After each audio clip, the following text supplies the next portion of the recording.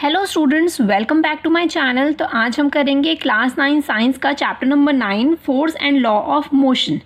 अब देखो, हम सबसे पहले चैप्टर का जो नाम है उससे हम थोड़ा सा समझते हैं कि आखिर हम इस चैप्टर में क्या पढ़ेंगे।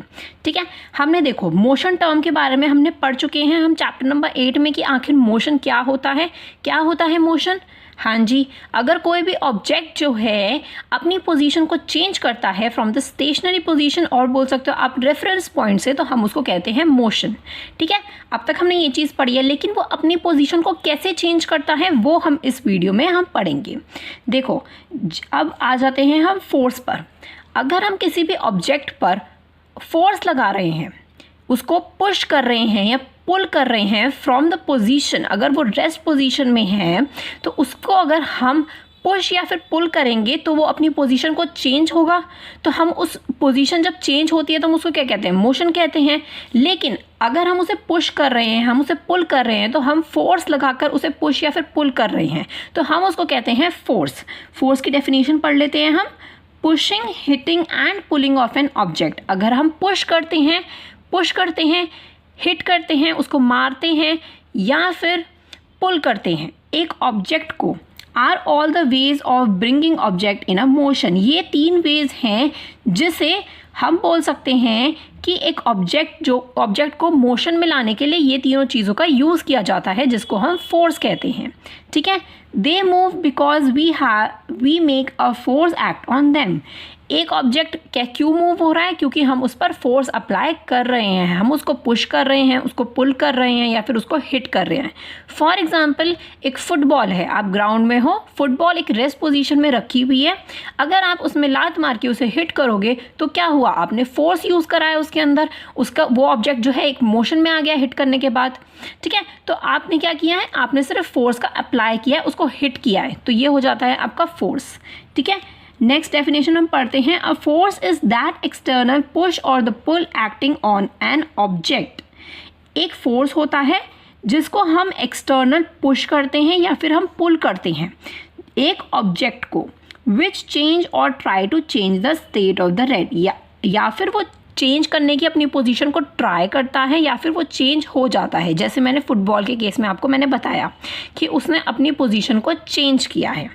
ठीक है, और of a uniform linear motion of an object, या फिर वो स्ट्रेट लाइन में लीनियर मोशन हो रहा होगा, स्ट्रेट लाइन में मोशन हो रहा होगा एक ऑब्जेक्ट का, तो वो उसे भी हमने फोर्स लगाकर हमने उसका पोजीशन को चेंज किया है।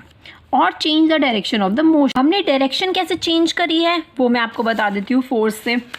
देखो, सपोज आप यहाँ पर हो, ठीक है, आप यहाँ पर हो, आपके सामने यहाँ पे फुटबॉल है, आपने इसको हिट किया, जिस डायरेक्शन में आप उसको हिट करोगे वो उस डायरेक्शन में जाएगी, आप सीधे डायरेक्शन में उसे हिट करोगे सीधे में जाएगी। लेकिन अगर आप यहाँ पे खड़े हो, ठीक है, और बॉल जो है वो आपके पास किसी और बंदे ने मारी और आपके पास यहाँ पर आई, तो फिर अब आप उसको इस डायरेक्शन में मार दोगे, तो क्या हुआ, उसने अपना डायरेक्शन चेंज किया ना फुटबॉल का।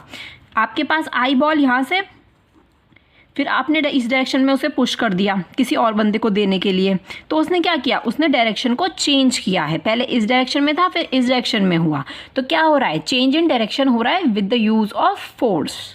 ठीक है, फोर्स की हमने क्या हमने पढ़ा है कि वो अपनी पोजीशन को चेंज करता है, यूनिफॉर्म लीनियर मोशन भी होता है एक ऑब्जेक्ट का, और अपनी डायरेक्शन को भी वो चेंज करता है। ठीक है, तो फोर्स आपको क्लियर हुआ आखिर फोर्स क्या होता है। ठीक है, अब हम बात करते हैं इफेक्ट्स की। इफेक्ट्स क्या होते हैं, force can move a stationary object. अगर कोई भी ऑब्जेक्ट जो है वो स्टेशनरी पे है, रेस्ट पे है, तो वो क्या करता है, वो उस पोजीशन को चेंज करता है अगर हम उस ऑब्जेक्ट पर क्या यूज़ करते हैं, फोर्स यूज़ करते हैं तो। ठीक है, force can change the direction of the moving object. अभी मैंने आपको बताया कि एक मूविंग ऑब्जेक्ट की हम कैसे डायरेक्शन को चेंज कर सकते हैं, कि ये जो बॉल थी एक बंदे ने मारी इसको, तो इस बंदे ने उस मूविंग ऑब्जेक्ट को जल्दी से बॉल को इस डायरेक्शन में मार दिया, तो क्या हुआ, डायरेक्शन चेंज हुआ। तो सेम यही चीज़ बोली गई है इसके अंदर भी। ठीक है, force can change the speed of the moving object. आप स्पीड भी चेंज कर सकते हो। सपोज आपके पास एक फुटबॉल जो है वो आई है, ठीक है, तो आप क्या कर सकते हो, अपने लेग से उसे रोक सकते हो। अपने लेग से उसे रोक सकते हो ना, आप उसकी स्पीड को चेंज कर सकते हो। वो बहुत तेज़ी से, मतलब आप मान लो 33 किलोमीटर से आई है आपके पास, ठीक है, तो आपने उसको पैर से रोक दिया तो वो क्या हो गई, वो एक रेस्ट पोजीशन पे हो गई, ठीक है। तो आपने क्या किया, उसकी स्पीड को रोक दिया, ठीक है। तो यही इसमें चीज़ बोला गया है कि आप उसकी स्पीड को रोक सकते हो या फिर उसकी स्पीड को और ज़्यादा तेज़ कर सकते हो with the use of force, ठीक है। Force can change the shape and the size of an object. Shape and size, ये एक बहुत इंपॉर्टेंट पॉइंट है, इसको ध्यान से पढ़िएगा। देखिए शेप कैसे चेंज हो सकता है, सपोज करो ये एक स्प्रिंग है, ठीक है, ये एक स्प्रिंग है, जैसे यहाँ पे एक स्प्रिंग है, ठीक है। ड्राइंग अच्छी नहीं है, ड्राइंग पे मत जाओ। ये एक स्प्रिंग है, ठीक है। अब आप जब इसको दोनों तरफ से खींचोगे तो ये फिर ये कैसी हो जाएगी, इसको खींचने के बाद आप फोर्स लगा के इसको दोनों तरफ से पुल कर रहे हो, ठीक है। तो फिर ये कैसी दिख रही है कि ऐसे ऐसे ये थोड़ी ओपन हो जाएगी। क्या हुआ, इसकी साइज़ चेंज हो गया, इसकी शेप भी चेंज हो गई। ये आपको एक बुक में भी एग्जाम्पल गिवन है, बिल्कुल सेम एग्जाम्पल ऐसा ही गिवन है, दिखा रखा है कि स्प्रिंग शेप ऐसी है। जब आप इसको दोनों तरफ से पुल करोगे तो इसका क्या हो रहा है, इसका साइज़ चेंज हो गया, ये बिल्कुल ओपन हो गई और इसका शेप भी देखो बिल्कुल डिफरेंट हो गया उस स्प्रिंग का, ठीक है। तो ये बेस्ट एग्जाम्पल है इसका कि force can change the size and the shape of an object, ठीक है। Force can stop a moving object. अभी मैंने आपको बताया कि फुटबॉल को, अगर एक बहुत तेज़ी से फुटबॉल आ रही है, अगर उस पर पैर रख के आप उसको रोकोगे तो वो क्या होगा, वो ऑब्जेक्ट रुक जाएगा, स्टॉप हो जाएगा। आप उसको स्टॉप भी कर सकते हो, उसकी डायरेक्शन भी चेंज भी कर सकते हो, उसकी स्पीड भी चेंज कर सकते हो, ठीक है, शेप और साइज़ भी चेंज कर सकते हो। तो ये 5 पॉइंट्स इंपॉर्टेंट है, ये याद रख लेना, ठीक है, याद कर लेना अच्छे से। ओके, आगे पॉइंट पढ़ते हैं हम। Force is a vector quantity, मतलब मैग्नीट्यूड प्लस डायरेक्शन होता है। वेक्टर क्वांटिटी हमने मोशन चैप्टर में पढ़ा है कि आखिर क्या होता है, जिसके अंदर मैग्नीट्यूड भी उसका चेंज हो रहा होता है और डायरेक्शन भी उसकी चेंज हो रही होती है, ठीक है। तो फोर्स क्या होती है, एक वेक्टर क्वांटिटी होती है। फोर्स की एसआई यूनिट क्या होती है, न्यूटन होती है, जिसको हम एन से, कैपिटल एन से हम डिनोट करते हैं उसको, ठीक है, न्यूटन को। ओके, आपको याद रखना है एसआई यूनिट होती है न्यूटन, एन, कैपिटल एन, ठीक है। फॉर एग्जाम्पल्स, अब फोर्स के मैंने कुछ एग्जाम्पल्स लिख रखे हैं, ये समझ लेते हैं हम। ये बुकिश एग्जाम्पल, एनसीईआरटी बुक पढ़ना तो बहुत ही ज़्यादा इंपॉर्टेंट है, उसमें जितने भी एग्जाम्पल्स गिवन है आपसे पूछा जा सकता है एमसीक्यूज में, ठीक है। तो एग्जाम्पल देखते हैं। टू ओपन और क्लोज द डोर, अगर आप डोर को खोल रहे हो या फिर उसको बंद कर रहे हो तो आप क्या यूज़ कर रहे हो, एक फोर्स का यूज़ कर रहे हो। जब आप उसको ऐसे पुल करोगे, उसे उसके अंदर डोर को खोलोगे ऐसे, तो आपने क्या यूज़ करा है, फोर्स यूज़ करा है ना। तो ये एक एग्जांपल हो गया फोर्स का। नेक्स्ट है the trolley move along the direction we pushed it. Trolley आपने देखी होगी, हम शॉपिंग मॉल जाते हैं तो हम ट्रॉली लेते हैं सामान भरने के लिए। उस ट्रॉली को अगर हम जिस डायरेक्शन में उसको पुश करेंगे वो उस डायरेक्शन में पुश हो जाएगी, ठीक है। द ड्रॉर इज पुल्ड, अगर कोई ड्रॉर है उसको आप ऐसे बाहर की तरफ पुल करोगे तो क्या हो रहा है, हमने उसके अंदर फोर्स यूज़ करा, इसलिए तो वो पुल हो गया ना, है ना। The hockey stick hit the ball forward, अगर आपके पास एक हॉकी स्टिक है और बॉल है, बॉल जो है वो ज़मीन पे पड़ी है, अगर आप उस पर हॉकी स्टिक मारते हो तो आगे उसकी डायरेक्शन चेंज हो रही है, वो आगे मूव हो रही है बॉल, ठीक है, with the use of force. A spring expand on the application of force. अब मैंने स्प्रिंग का तो एग्जाम्पल आपको दिया ही है कि स्प्रिंग जो है एक्सपेंड हो रही है, ये क्या हो रहा है, ये एक्सपेंड हो रहा है ना, फोर्स की एप्लीकेशन की हेल्प से। हमने इस पर फोर्स यूज़ करा, इसी वजह से एक्सपेंड हो गई स्प्रिंग, ठीक है, उसका शेप और साइज दोनों ही चेंज हो गए। The spherical rubber ball becomes oblong as we apply on the force. आपने रबर बॉल देखी होगी, रबर बॉल, आपने स्माइली वाली बॉल्स आती है ना रबर बॉल, ठीक है, तो उसमें उसको अगर आप दबाओगे, उसको आप जब दबाओगे तो वो दब जाती है, ठीक है, लेकिन जब आप उसको छोड़ोगे तो अपनी डायरेक्शन में आ जाएगी। तो आप क्या कर रहे हो, उसे दबाने के लिए उसके फोर्स यूज़ कर रहे हो, बहुत ज़्यादा फोर्स उसके अंदर यूज़ कर रहे हो, ठीक है। तो ये थे एग्जाम्पल्स आपके फोर्स के, सबसे बेस्ट एग्जाम्पल है। और शेप और साइज चेंज करने का तो ये स्प्रिंग वाला एग्जाम्पल सबसे बेस्ट है, ठीक है। तो अब हम चलते हैं नेक्स्ट टॉपिक पे। नेक्स्ट टॉपिक आपका क्या है, टाइप्स ऑफ फोर्सेस, कि टाइप्स कितने होते हैं फोर्स के। अब हम पढ़ते हैं type of forces. Type of forces होते हैं दो टाइप्स के, balance forces and unbalance forces. अब ये क्या बला है, चलो देखते हैं। सबसे पहले हम पढ़ेंगे balanced forces. If the resultant of all the forces acting on the body is zero, the force are called a balanced forces. कुछ समझ नहीं आया आखिर क्या लिखा हुआ है इसके अंदर, है ना, आपको भी ऐसे ही लग रहा होगा कुछ समझ नहीं आया। देखो रिजल्टेंट, रिजल्ट जब अगर किसी भी फोर्स का जो भी रिजल्ट आएगा, जो भी बॉडी पर अप्लाई हुआ होगा, एक ऑब्जेक्ट पे अप्लाई हुआ होगा जो भी फोर्स, उसका जो भी रिजल्ट आएगा वो आना चाहिए ज़ीरो, ठीक है। फॉर एग्जाम्पल देखो, फॉर एग्जाम्पल देखते हैं, सपोज़ ये एक बॉक्स है, ठीक है। अब एक जना मिलके यहाँ से फोर्स लगा रहा है, ठीक है। एक जना यहाँ से फोर्स लगा रहा है, कितने की, सपोज़ 10 न्यूटन की उसने लगाई फोर्स, ठीक है। 10 नहीं, मैं 25 न्यूटन लेती हूँ, ठीक है। 25 न्यूटन की उसने यहाँ से लगा रहा है वो फोर्स।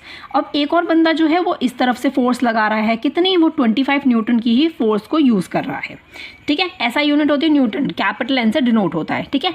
उसने लगाई यहाँ से 25 और यहाँ से भी 25, दूसरी साइड से भी 25। तो क्या हुआ, दोनों तरफ से एक जैसा फोर्स यूज़ हो रहा है। 25 माइनस 25, जब भी हमें ऐसे निकालना होता है, दो तरफ से फोर्स अप्लाई हो रही होती है, तो आप क्या करते हो, दोनों को माइनस कर देते हो। दोनों को माइनस करोगे, अगर वो आ रही है रिजल्टेंट, मतलब ये रिजल्ट आ गया ना 0, तो अगर रिजल्टेंट आपकी 0 आ रही है तो दैट मीन्स ये होगी आपकी बैलेंस फोर्स। बैलेंस फोर्स मतलब कि दोनों तरफ से एक ही तरह का फोर्स यूज़ किया जा रहा है। 25 ही दोनों की तरफ से फोर्स यूज़ किया जा रहा है, दैट मीन्स ये हो गई बैलेंस्ड फोर्स, ठीक है। इसका रिजल्टेंट क्या हो गया, 0 हो जाता है, और the force acting on the body is 0। The force are called to be balance forces, हम उसे कहते हैं जब रिजल्टेंट आएगा 0, ठीक है। It do not change the state of the rest और of the motion of the object. आपको ये एक इंपॉर्टेंट पॉइंट याद रखना है कि जब 0 आपका बैलेंस्ड फोर्स होगा, ठीक है, जब भी बैलेंस फोर्स होगा तो वो अपनी रेस्ट पोजीशन को चेंज बिल्कुल नहीं करेगा। ये बॉक्स हिलेगा ही नहीं, क्योंकि दोनों तरफ से सेम फोर्स अप्लाई हो रहा है ना, तो ये तो बॉक्स हिलेगा ही नहीं। तो ये अपनी रेस्ट पोजीशन को चेंज नहीं करता है, इसके अंदर कोई मोशन नहीं होता है। तो ये आपको क्या कहलाता है, बैलेंस्ड फोर्सेस। आपको एक चीज़ और पढ़नी है इसके अंदर, मैंने यहाँ पे ऊपर लिख रखा है, ये न्यूमेरिकल्स में आपके काम आएगा। अगर फोर्स इस तरफ से अप्लाई हो रही है तो आप उसको पॉजिटिवली लोगे, ठीक है, मतलब आप उसको प्लस करोगे। अगर आपकी इस तरफ से अप्लाई हो रही है तो आप नेगेटिव उसको लोगे और उसको माइनस करोगे, ठीक है। ये आपको याद रखना है, ये आपके न्यूमेरिकल्स में पूछा जाएगा। इस चीज़ को हम न्यूमेरिकल्स में बहुत अच्छे से पढ़ेंगे कि कैसे हम इसके न्यूमेरिकल्स को सॉल्व करते हैं, ठीक है। अब हम बात करते हैं अनबैलेंस फोर्सेस की। अनबैलेंस फोर्स जो होता है वो बैलेंस फोर्सेस का उल्टा समझो, कि जिसकी वैल्यू जो है, जिसका जो रिजल्टेंट है वो 0 नहीं आना चाहिए, 0 से ज़्यादा आना चाहिए, ठीक है।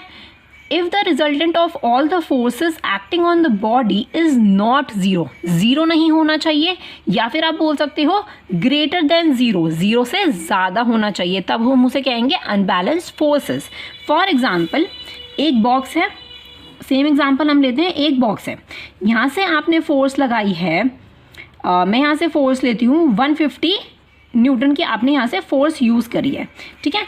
अब आप यहाँ से भी फोर्स एक जना अप्लाई कर रहा है, कितनी अप्लाई कर रहा है, वो अप्लाई कर रहा है 25, ठीक है, 25 न्यूटन वो अप्लाई कर रहा है, ठीक है। तो क्या हुआ, यहाँ से 150 अप्लाई कर रहा है, यहाँ से 25 अप्लाई कर रहा है, वो दोनों एक तरफ से, दोनों एक एक तरफ से पुश कर रहे हैं उसको फोर्स यूज़ कर रहे हैं उसके अंदर। तो हम क्या करेंगे, हम बड़ी वाली वैल्यू में से छोटी वाली वैल्यू को माइनस कर देंगे, दैट इज़ 150 माइनस 25। तो आपका कितना आंसर आ जाएगा, 125 न्यूटन, ठीक है।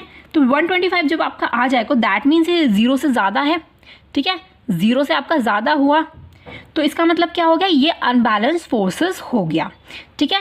कि और एक चीज़ और ऊपर था कि वो अपनी रेस्ट पोजीशन को चेंज नहीं कर रहा है क्योंकि वो 0 पर है, ठीक है, उसमें 0 बैलेंस फोर्स उसके अंदर यूज़ हो रहा है। लेकिन अनबैलेंस में क्या है कि अब ये जो ऑब्जेक्ट है ये किस तरफ को मूव होगा, उस तरफ को मूव होगा जहाँ से वो धक्का लगा रहा है। इसने यहाँ से 150 न्यूटन का धक्का लगाया, फोर्स लगाया उसने, तो वो किस डायरेक्शन में जाएगा, इस डायरेक्शन में जाएगा, क्योंकि यहाँ से जो है फोर्स वो बहुत ज़्यादा कम लग रहा है, तो वो क्या करेगा, अपनी डायरेक्शन को चेंज करेगा, मोशन को चेंज करेगा, ठीक है। तो आपको क्लियर हुआ कि बैलेंस्ड एंड अनबैलेंस्ड फोर्सेस क्या होते हैं। बैलेंस्ड होता है जिसका जो रिजल्ट आना चाहिए वो 0 आना चाहिए, दोनों इक्वल ही बैलेंस्ड यूज़ होने चाहिए, फोर्सेज यूज़ होने चाहिए। और अनबैलेंस्ड में होता है उसका रिजल्टेंट 0 नहीं होना चाहिए, 0 से ज़्यादा होना चाहिए, ग्रेटर होना चाहिए, ठीक है।